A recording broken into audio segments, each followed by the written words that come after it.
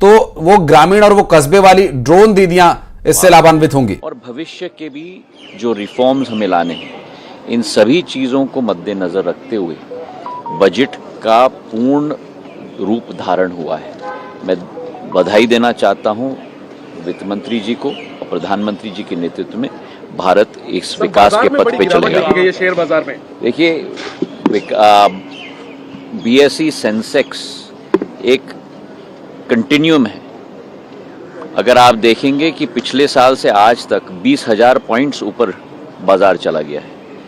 हमारी आर्थिक विकास 8.2% तक पहुंची है, जो विश्व में एक रिकॉर्ड धारण किया है।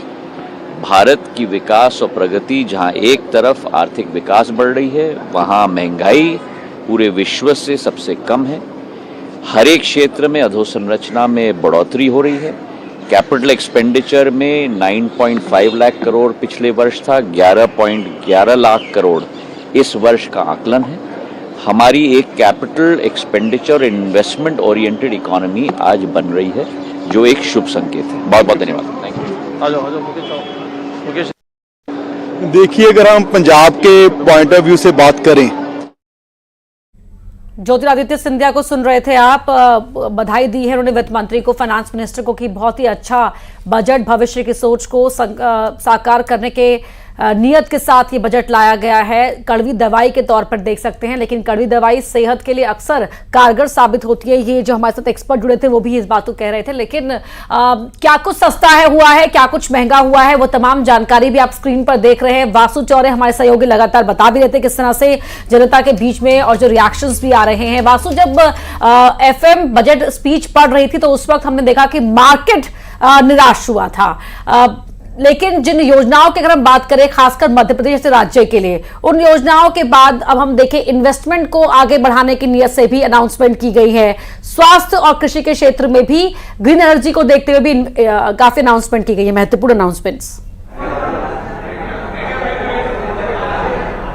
बिल्कुल, देखिए मार्केट तो अभी थोड़ा सा जो है वो नीचे जाता हुआ दिखाई दे रहा है, लेकिन जब हम लोगों से यहाँ पर बात कर रहे थे तो उनका जोश जो है वो ज़रूर ऊपर जा रहा था, क्योंकि यहाँ पर मेरे साथ बहुत सारे यूथ अभी कनेक्टेड थे और उन सब का ये कहना था कि जो इंटर्नशिप की बात की गई है, बड़ी कंपनीज में इंटर्नशिप कराई जाएगी, स्किल डेवलपमेंट पे फोकस किया जाएगा, पब्लिक और प्राइवेट सेक्टर मिलकर। वासु आपके पास फिर लौटेंगे। इस बीच एक बड़ी खबर, लाडली बहनों के लिए खुशखबरी। जी हां, रक्षाबंधन से पहले लाडली बहनों को बड़ी खुशखबरी यहां पर मिल रही है। कैबिनेट की बैठक में सीएम डॉक्टर मोहन यादव ने इसका ऐलान किया है। 1 अगस्त को 250 रुपए खाते में आएंगे लाडली बहनों के लिए। रक्षाबंधन पर एक बड़ा उपहार। तो 1250 रुपए की राशि से ये 250 रुपए आप रक्षाबंधन के गिफ्ट के तौर पर इसे देख सकते हैं, जो सरकार देने जा रही है। रक्षाबंधन 19 तारीख को है, 19 अगस्त को। उससे पहले लाडली बहनों के लिए खुशखबरी। कैबिनेट की बैठक हुई थी, उस बैठक में यह फैसला लिया गया और सीएम ने यह ऐलान किया है कि 1 अगस्त को, अगस्त की 1 तारीख को ही लाडली बहनों के खाते में 250 रुपए ट्रांसफर कर दिए जाएंगे। और लाडली बहना योजना सरकार की महत्वाकांक्षी योजना, जो लगातार महिलाओं के सशक्तिकरण के लिए, उनके आत्मनिर्भर होने के लिए एक बड़े कदम के तौर पर सरकार का छोटा सा प्रयास माना जा रहा था और यह छोटा सा प्रयास अब लगातार बड़ा होता जा रहा है। और एक रक्षाबंधन के उपहार के तौर पर 250 रुपए 1 अगस्त को लाडली बहनों के खाते में सरकार की तरफ से ट्रांसफर किए जाएंगे। खुद मुख्यमंत्री डॉक्टर मोहन यादव ने इसका ऐलान किया है।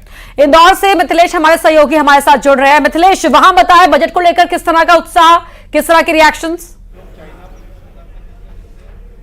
देखिए, अगर मध्य प्रदेश की बात करते हैं तो मध्य प्रदेश को आर्थिक राजधानी कहा जाता है और इस वक्त मेरे साथ में उद्योगपति मौजूद हैं। इस वक्त मैं association of industries Madhya Pradesh के उद्योगपतियों के साथ मौजूद हूँ। सीधा उन्हीं से बातचीत करेंगे। तरुण जी, उद्योगपतियों के लिहाज से ये बजट कैसा रहा? उद्योगपति के हिसाब से बजट काफ़ी अच्छा सुनने में तो लगा है, क्योंकि मेरा समझना है कि माननीय वित्त मंत्री ने काफ़ी 10 मिनट उद्योग, MSME उद्योगों पे फोकस किया है। बजट का अगर फंडिंग एलोकेशन आ जाता तो और बजट को डिस्क्राइब करने में काफ़ी मदद मिलती, पर ओवरऑल लगता है कि MSME के लिए ये बजट काफ़ी अच्छा रहेगा। जैसे MSME के हिसाब से उन्होंने कई मिनरल्स में 25 मिनरल में ड्यूटियों की छूट दी है, उससे जो मिनरल्स रिलेटेड उद्योग है उन्हें काफ़ी बढ़ावा मिलेगा। अर्बन डेवलपमेंट के लिए अब PM आवास में 3 करोड़ नए घर के लिए जो उन्होंने कहा है, उससे इंफ्रास्ट्रक्चर वाले रिलेटेड उद्योगों को भी काफ़ी बूस्टअप मिलेगा। तो ओवरऑल ये बजट काफ़ी MSME उद्योगों के लिए काफ़ी ठीक लगता है। और हर सेक्टर की अगर बात करते हैं, खासतौर पर युवाओं की हम बात करते हैं, तो इस पूरे बजट को आपने कैसे देखा? युवाओं के लिए देखता हूं कि उन्होंने कौशल विकास पे काफ़ी ध्यान दिया है कि पीएमआर योजना में, जैसे पूर्व में स्ट्राइव योजना थी, अभी स्किल डेवलपमेंट के लिए 6 से 9 हज़ार रुपये का स्टाइपेंड दिया है। और सरकार ने जो बेरोजगारी इस देश में युवाओं की एक बड़ी समस्या है,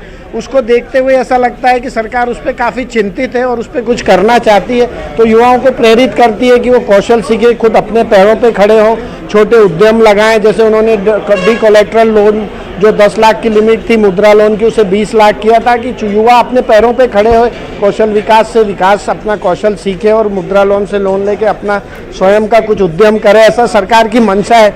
अब सरकार कितनी उस पर सफल है। प्रधानमंत्री तो कहते भी हैं, आत्मनिर्भर भारत की बात करते हैं, ये मुद्रा लोन जो 10 लाख से बढ़ा के